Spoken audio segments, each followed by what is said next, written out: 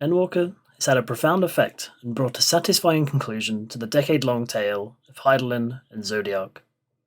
Since its release, it has been highly praised from all sides, and for good reason. It's fantastic.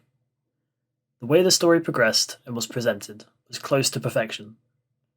The culmination and final chapter of the Endwalker story involves chasing Meteion to the ends of existence to prevent the final days from engulfing Atheris once and for all. In this video, I will explain everything I can about what I think is maybe the greatest final zone ever released in an MMO, so sit back and enjoy, as I talk about all the aspects that make it so. I'll try my best to flesh out all I can about even the smallest tidbit, be it a side quest or even a fish. This is everything about Ultima Thule.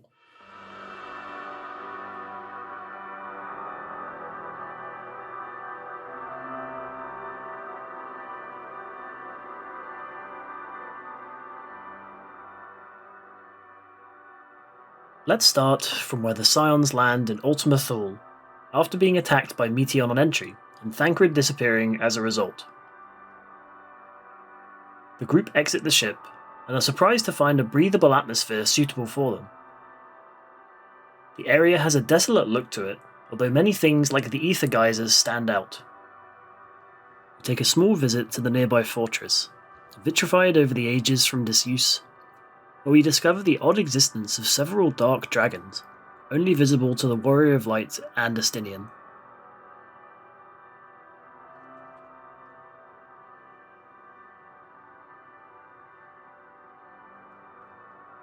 After this, the Scions spot a distant aetheryte crystal to the north, and begin making their way over. On approach, Meteion appears once more. Urianger demands to know Thancred's whereabouts, and Meteion muses that his existence is nothing more than dust upon the wind, though his lingering soul is wholly responsible for the compatible atmosphere due to his powerful emotions when Meteion attacked. It seems here as though Thancred has simply gone for good, banished from existence by an almighty being capable of turning ether-based lifeforms into vapor. Sense of dread kicks in as Meteion goes on to mention that she could erase any of us at any moment. After vanishing, the Scions press on in spite of the loss, discovering that the area is inhabited by a small number of dragons, each of whom are stark white and are mere replicas of their original counterparts, in essence a memory of them. Speaking to any of them infers that they are all wrought with dread and despair, and are simply awaiting the end of all to come, where death finally frees them from their burdens.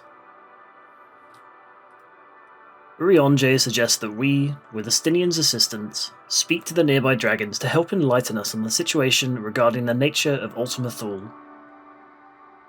Saylosk laments that we are not come to bring an end to the dragon's misery, and knowing that the end will inevitably come, bids us leave them be, to not serve as reminders of what life could bring.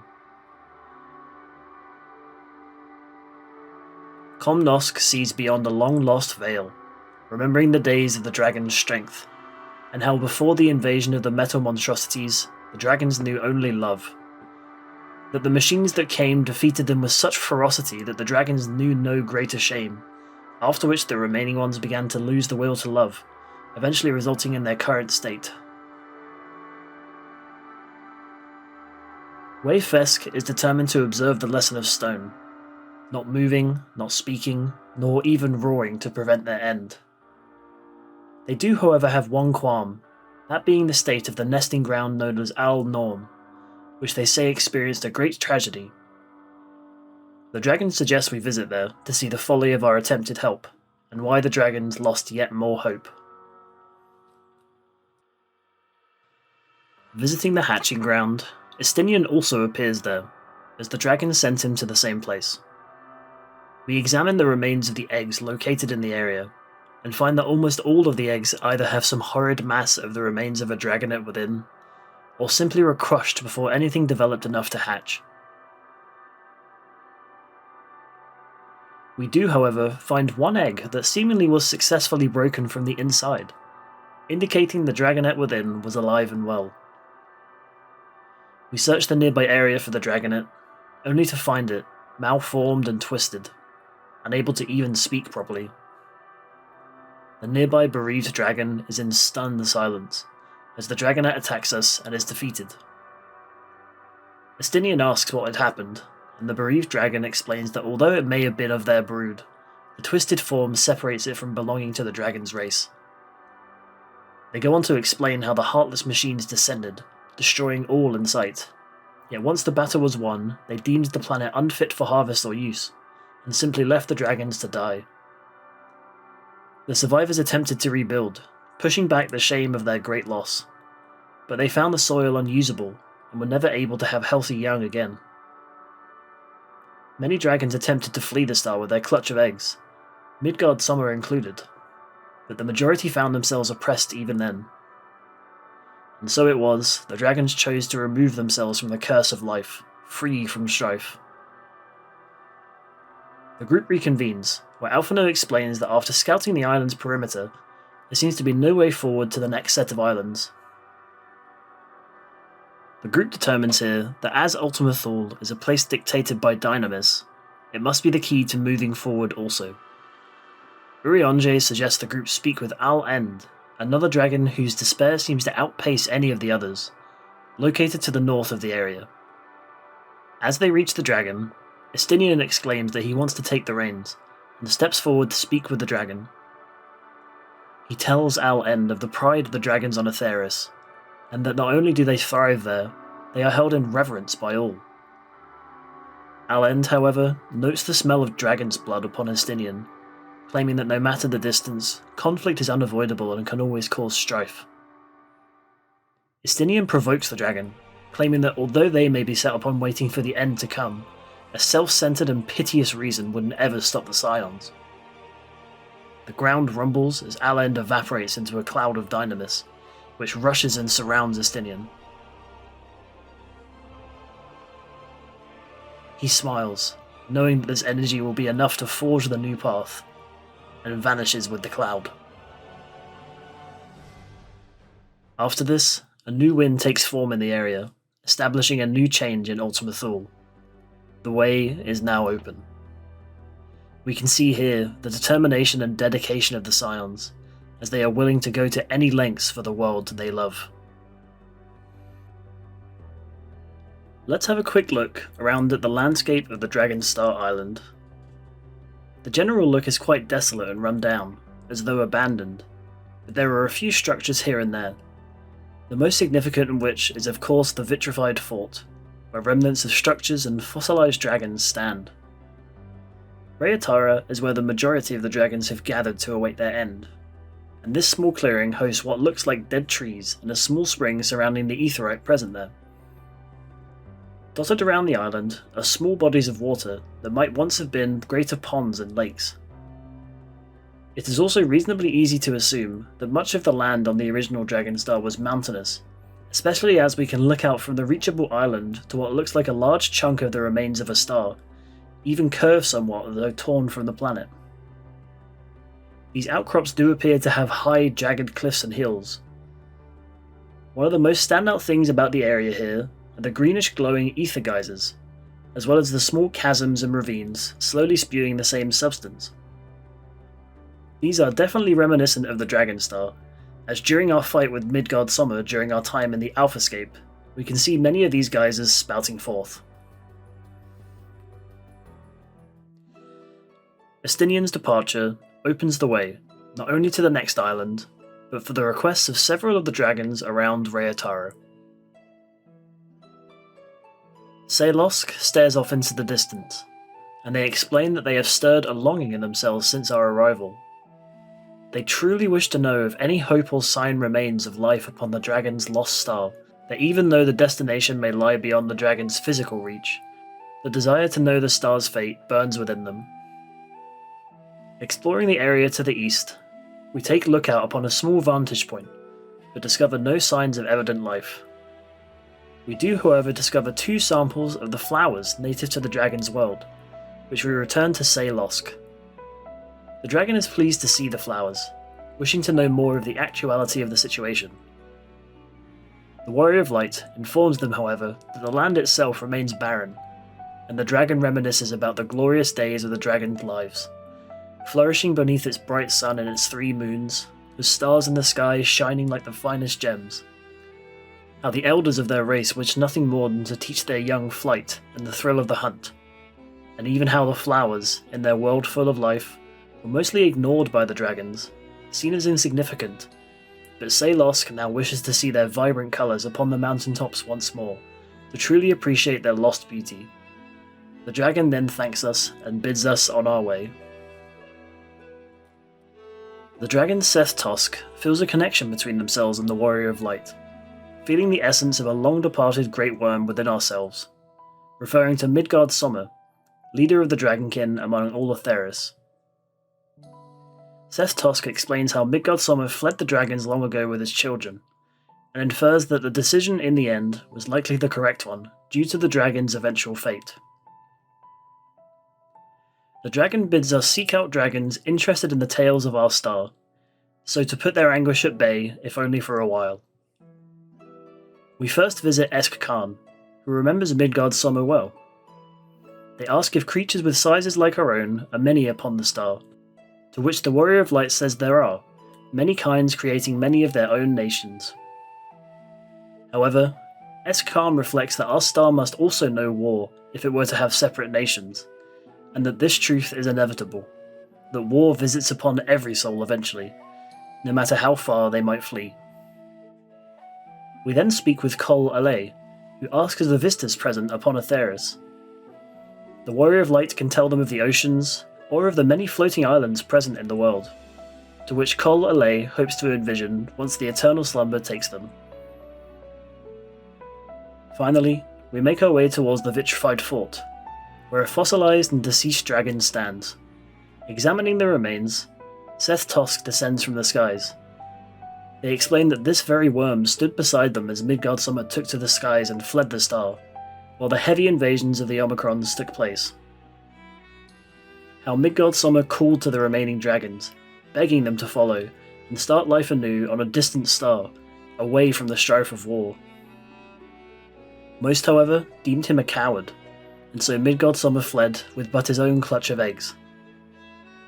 As he fled, the strongest of the machines gave chase, and the dragons still fighting jeered, stating that the coward proved useful in the end. This opinion was not shared by all, however, as some believed Midgard Sommer wise and strong, and that although they chose to remain upon the dragon's star, the great worm would find a new home and a new fate. Seth Tosk thanks us for visiting this far out of Rayatara, and bids us return there, away from the desolate landscape surrounding us. Speaking with the dragon, they thank us once more for granting them solace. Passing by Komnosk, they appear to gaze at us with a sorrowful look. They pose to us the question that on our long journey across the stars, did we find true strength? They explain that not even tragedy is given an equal measure, and in that of the Dragonkin, the brood sires experience it the most, with eggs being destroyed in front of their very eyes, and the remaining hatchlings being twisted beyond recognition. It is unsurprising, therefore, that many of said dragons eventually turn to madness from their grief, and Komnos requests that we slay one of these unfortunate souls. The power of Komnos' comrade outmatches their own, and so they wish for us to visit the lake south of the vitrified fort in order to end her misery for good. We reach the southern part of the lake, where we are attacked by the broodmother, who claims that we were the murderer of her children, as a nearby hatchling, twisted and malformed, also attacks. After tackling them, the broodmother exclaims that she has been weary for a very long time as she collapses, and we return to Komnosk. They thank us for doing the deed, and tell us of the metal demons who descended from on high, tearing all that they knew asunder, and that though the dragons fought, they failed to protect the young, again with the surviving eggs becoming naught but monstrosities. They wish that more of their kind yet survived, and the Warrior of Light informs them of Midgard Sommer's thriving children on Atheris, and how the might of the dragons is revered across the world. Content with this information, Komnosk is glad to hear that the dragons have not yet died out, and wishes that our path remain clear from here on out. Nesh-Or sits idly in the gathering, apparently having a request for us. They ask of a pitiable dragonette we may have encountered. The Warrior of Light tells them yes, they have encountered it, and while the dragon is mournful over the loss, they know that the young being would have suffered and toiled every moment thanks to the twisting of its being. They ask us that we visit the shallow lake nearby, as a shelled dragon there has long been consumed by hatred, and deserves a more peaceful end over his current torment. Upon arrival at the lake, we take a look around and the shelled dragon, father of armoured dragons, appears before us. We attack and defeat him, after which we return to Nesh-Or. They know of our deed, as they heard the cry of their comrades' defeat. The dragon tells us of how the shelled dragon had carapaces tough as stone, but even their incredible defense fell to the machine's attacks. They tell us of how only a single assailant destroyed the entire nest of shelled dragons, of its terrifying form, 4 jaws held beneath a shroud of steel. The dragons that remain desperately yearn for vengeance, but the enemy in question left the star long ago, fractured and withering. Due to the trauma and despair, many of the dragons, including the armoured father we defeated, turn quickly to violence, but this solution never quells their sorrows. An old worm stands staring at the nearby spring surrounding the aetheryte, apparently displeased at his current state. Before the machine invasion, the spring held nothing but the clearest water, whereas now it appears contaminated and unusable. The worm demands something be done, however due to the state of they and their comrades, they find themselves unlikely to be able to revert the spring without outside help. The dragon, however, seems to have recently heard a rather strong sounding call, seemingly from a dragon who has not yet lost their strength. Heading north out of Rayatara, we find a bloodthirsty dragon standing tall beside one of the small ravines. This dragon, however, does not wish to attempt a vain effort such as saving the spring, and intimidates us to leave before it bites down on us. The Warrior of Light taunts the dragon, calling its roar pathetic, upon which the dragon agrees to show the futility of our efforts, ready for us to admit defeat to their mighty roar. They bid us ride them back to Rayatara, where they attempt to use their roar upon various sections of the spring, but the effort seems fruitless, partially changing the spring to be clear, only for it to revert to its murky state. After a few attempts, the bloodthirsty dragon bids us lead them to the old worm to discuss their thoughts. The worm seems dejected at the state of the spring, even after our attempts to cleanse it. The bloodthirsty dragon attempts to bring the worm back to reality, stating that living is one thing, but to hope is futile. They are interrupted by the worm once more, who states that mere moments ago they drank of the spring, and although the difference was marginal, the taste in the water felt a definite change after the rules of the dragon. The bloodthirsty dragon agrees that although the efforts as a whole did not work, it is proof that their roar possesses great strength, despite the consuming darkness, and that some good did come from their attempted deeds in the end. The worm is grateful that even a small change has come upon the spring.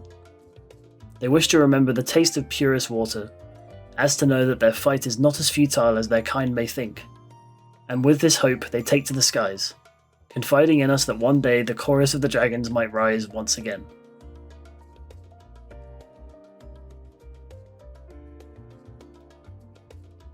Kol Alay, adjacent to the nearby spring, is worried of the state of one of his dear friends. They tell us what lies beyond the refuge, the twisted remains of dragonkin, and how those that remain rotted within long ago.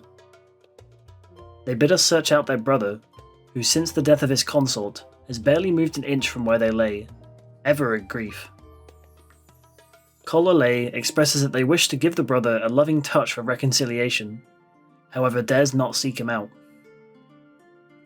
We find the pale dragon standing aside what appears to be a fossilized dragon, and giving him a gentle pat alerts him to our presence. He asks why we have come, and we tell him of his kin awaiting news within Rayatara. The dragon pities him, but wonders if his love yet pities himself, unable to change or be reborn. The pale dragon reflects, however, that even if nothing else remains, the memories of 1,000 moments with his beloved will forever stand. The Warrior of Light tells them that they can better show their love through a song. The Pale Dragon reluctantly agrees, as their beloved was someone who, of any dragon, absolutely deserved a strong, proud melody. He thanks us for putting him back towards a more righteous path, and we return to Col Lay. We tell them of their brother's mournings, and how we suggested they create a song for their beloved. Col Lay recognizes us as a wise being, telling us that their brother once commanded song, and to hear it rise up once more would be a blessing, and that one day we might hear it ring out as well. An unmourning mother stands northwest of the Aetheryte in Rayatara, worried for her children. She recognizes that we are able to leave the place, and pleads us to find her missing child, as the other dragonkin will not allow those within to leave. She tells us that if other dragons felt true pity, they would let her go to find her own child. We venture out to the area north of Rayatara, and find an empty-eyed dragon staring off into the distance. On approach, they are unresponsive, apparently transfixed at the distant stars, to the point of seeming as though the dragon is not among the living. We return to the mother, who is in disbelief at our findings. She states that we must have frightened her child, and that they have ever been cautious of strangers. She wishes to be free of her consort's ever-present gaze, and how the gaze that was once full of love now feels bitterly cold upon her. The Warrior of Light appears curious, and the mother tells us of times where her consort ever sought more knowledge, until the change within the dragons. However, she asks that we seek him out nonetheless, as the information he may be willing to divulge can help us with her child. The stoic consort admits that the mother was once his beloved. However, they too know the state of the offspring of the mothers, and tell us that during the machine's invasion, the dragonling in question was stripped of everything, her smouldering form appearing on the battlefield. After the dust settled, the dragonling remained as we had found her moments before, not dead nor truly alive, but merely staring unto the void as if imprisoned. Once the mother had found her consort and her unmoving child, something seemed to break within her, since which nothing has come truly to her sight due to her child's fate. We return to the location of the empty-eyed dragon, only to find the mother lying on the floor next to them, dead. Examining the situation, the empty-eyed dragon stares blankly towards their mother's corpse, and the Warrior of Light shakes their head and makes to walk away. The dragon, however, begins to slowly speak, a small, meaningful sentence. "My dear, I shall love unto the end of time."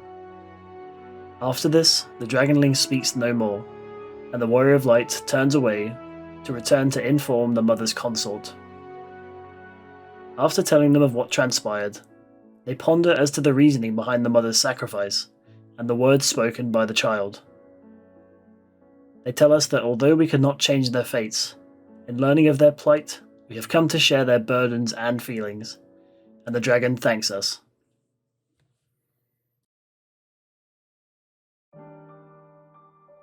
The overwrought dragon looks over to the north of Rayatara, and finds themselves unable to relax any longer. They appear to be certain that the machine invasion comes once again, and bids us listen for the sound of grinding metal and clanking. They ask us to seek vantage points around Rayatara to investigate, after which they advise us to flee. Venturing around to the various locations of Rayatara and scouting out the nearby area, we find nothing at all of machines, but simply find them roaming dragons. After checking every area, we return to the overwrought dragon. We tell them of our discoveries, or lack thereof, and the dragon concedes that we might be right.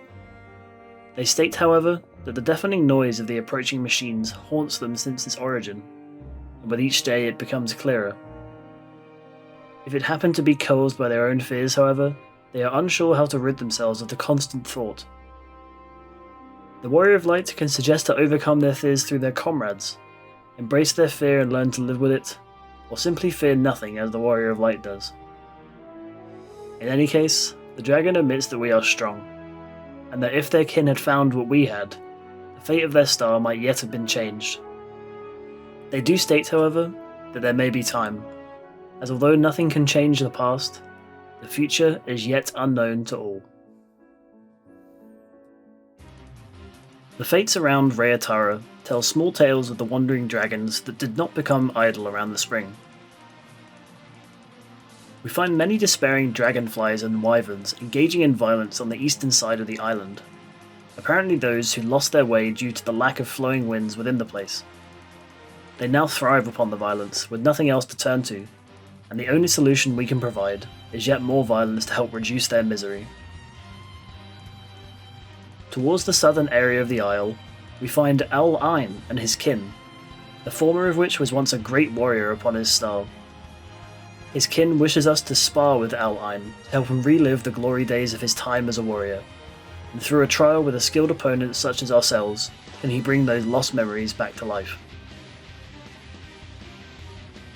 Near the vitrified fort, Than Osk, a mighty dragon now twisted by the corruption from the dragon's despair, stands ready to face any adventurous challenge. However, due to his corruption, he now stands as a threat to any remaining life upon what remains of the dragon's star, as he attempts to guide his own horde to crush whatever is left. Just north of Rayatara, two hordes, one of shelled dragons and the other of Brobignacs, face each other in an eternal struggle, constantly at odds and fighting each other till the end of time. There's not much else to say about this one, but the Warrior of Light can help end their suffering on both sides. The last fate in the area is further north of Rayatara. Meek Nair is dreading the coming storm of their elders, as the dragons that remain have agreed to slaughter many of the dragonettes in order to prevent their suffering through the corruption and twisting, similar to many of their brethren. Meek Nair pleads that we stave off the despairing dragons in order to help secure the future of the untainted young.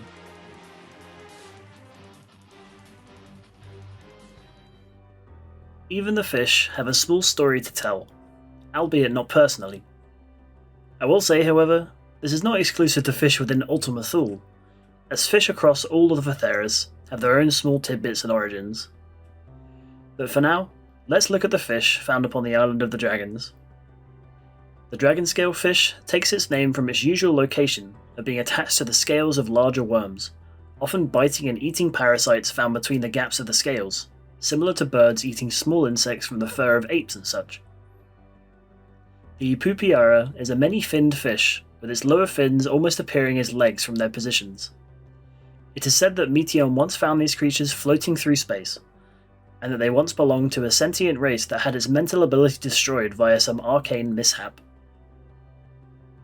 The East Fornesh, in Eorzean language meaning literally devourer of eggs, is unsurprisingly known for eating dragon eggs whole, but the ones found in Ultima Thule now swim aimlessly without their preferred prey, with their jaws slack and mouth open. The glassfish is a curious creature who appears to the naked eye as a floating sack of bones due to its translucent flesh and scales. However, thanks to the content of the pools in Ultima Thule, can be seen more visibly, with standard-looking organs contained within its strange body. The Faun Meek is a manta ray-like creature that is more on the lesser side of its kind.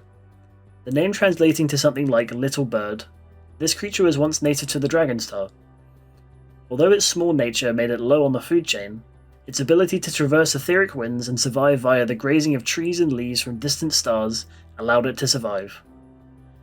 The Faun Alm, on the other hand, is the mightiest of the known rays, the name meaning tranquil bird this time. The Dragonkin were known for cherishing the creature as it flew upon the winds of the Dragonstar, but now even its rare sighting reaches no ears. The Superstring is an anemone-like creature with many tentacles, all of which seem to glow faintly with light similar to the myriad stars visible from Ultima Thule. It is said to make one feel that its capture gives them responsibility over many galaxies. The Vacuum Shrimp was oddly enough discovered by the Leporits in charge of the Ragnarok. The appearance is strikingly similar to that of the shrimp found upon Atheris. However, it is noted that the reason for its appearance is more likely due to an evolutionary process, opposed to many of the latter's creatures being ejected into space. The Star Eater acts similarly to an anglerfish, using its bright headlamp-like organ to lure prey in and eat them with its gaping maw. The Omicrons recorded that an advanced civilization bred these fish for sustenance, and that the dangerous fish spread among the stars, causing many smaller lifeforms to become extinguished over many a world. And finally, the cosmic noise is said to have rippling scales that represent that of a Magitech monitor disabled by a sandstorm, or in layman's terms, something similar to TV static. It is able to mimic the magnetic turbulence of the pools it makes home, in order to disrupt and disorient its prey. And that brings us to a close of the tragic tale of the lost dragon star. Many of those who remain are stagnant, with no will to live, no strength to fight a battle lost eons ago. However, partially thanks to the Warrior of Light's desire to help those in need, we managed to give a handful of the ghostly dragons closure, if not hope. With Estinian gone, the Scions look to the wind confluence north of Rayatara to carry them forth to the second island of Ultima Thule, resolved to push forward. I hope you enjoyed this video. I can't promise the next part will be out anytime soon, what with real life obligations and keeping up the dungeon series, but if you want to see more, subscribe to the channel and maybe check out a dungeon or two, and I'll see you in part 2 for the Scion's journey through the abode of the Ea.